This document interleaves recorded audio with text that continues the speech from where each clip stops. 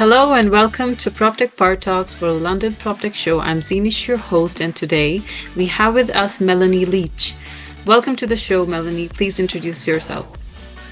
Thank you very much, and great to be here, Zeenish.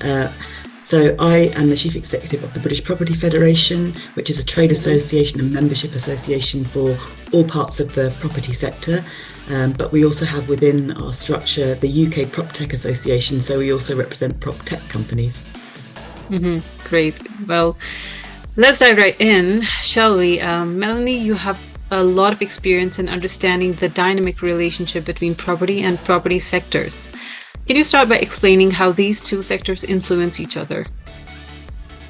Yeah, I mean, one of the reasons that we merged with the UK PropTech Association was to bring the two sectors more closely together, because they're absolutely interdependent, I think. But they were struggling to talk to each other in a way that each side could relate to. So on the one hand, you have the property sector, quite a traditional sector, possibly quite slow moving in terms of change, and certainly I think slow to, in general, and there are obviously some shining exceptions to this, but in general slow to understand the power of digitisation, the power of technology, helping them to firstly provide a better service within their buildings to their customers, their tenants, and secondly to do business more efficiently and more effectively.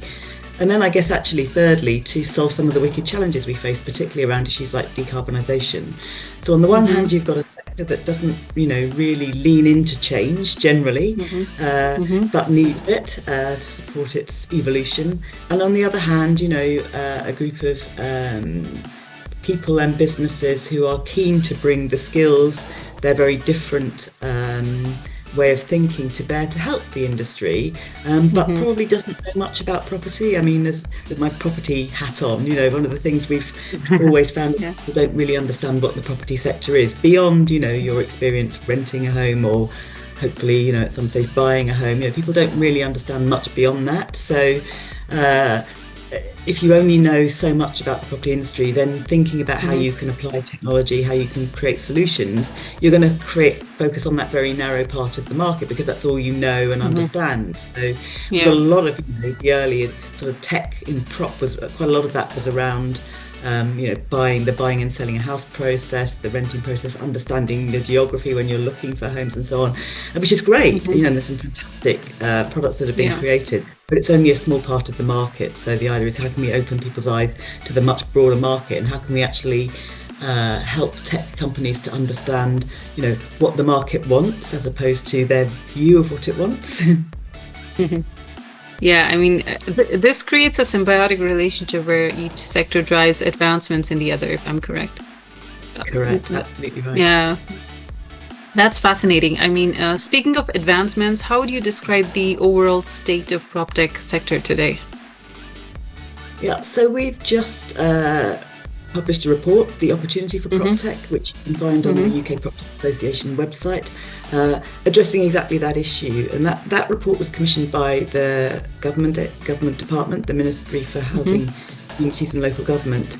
And I would say, the sector is healthy. I mean, it's been tough times in the property sector, and that knocks on into PropTech, for a couple of years now at least. But the sector is healthy, and we think the key point is probably there's a huge amount of ability for the sector to grow and thrive. We have world leading PropTech companies in the UK, and we need to be doing more to support that sector to grow, and to really take advantage of those opportunities.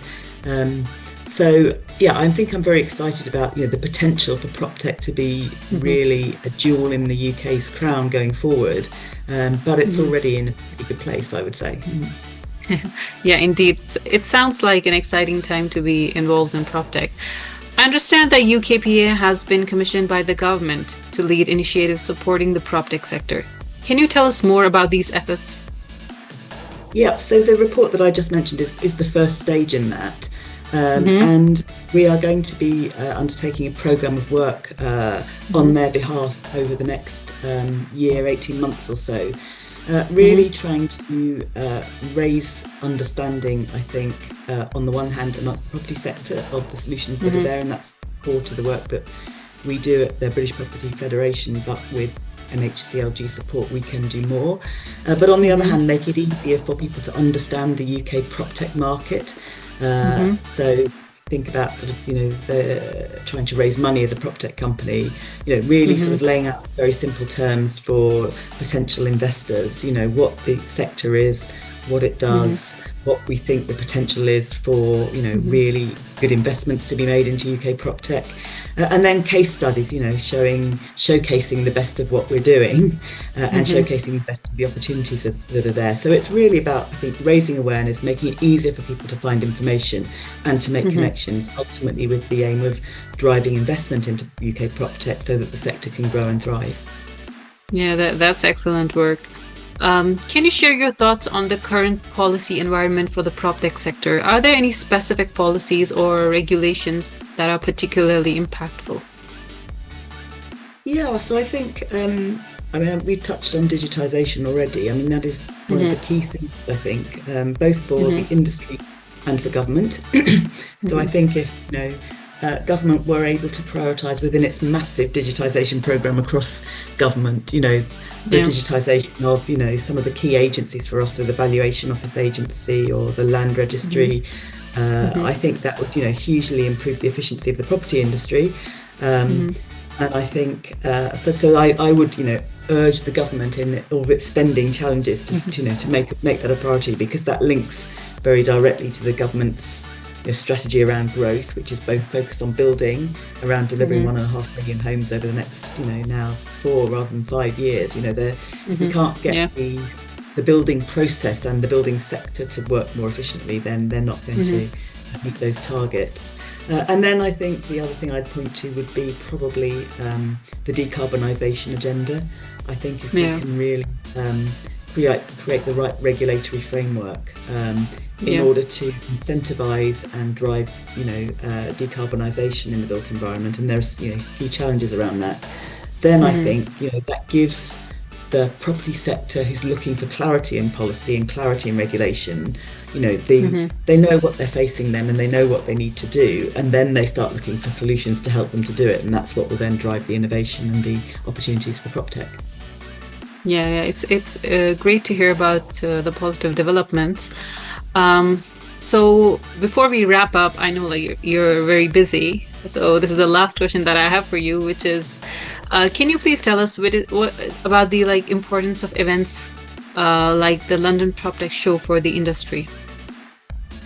So I think certainly property itself is a very people industry. People like to come together to meet, to share good practice, to learn, and we do that physically. I mean, we've all got used to webinars and doing things online, but actually there is no substitute for seeing and feeling it and for meeting people. So I think events that bring together, like the London PropTech show, that bring together people, to share ideas, to share knowledge, because tech is moving very fast. So you can be out of date very, very quickly. So you're going to come and you're going to learn something new. I can guarantee, if you come to the London PropTech show, you will go away having learned something new, having understood something you didn't necessarily know about before. And the property sector desperately needs that. So it's just as important, for property people to be there as it is for tech people to be there. And I'd encourage everyone to get involved. Yeah, absolutely. Those are some really great insights that we had from you, Melanie. Thank you for joining us today. And to our listeners, thank you for tuning in. See you next time.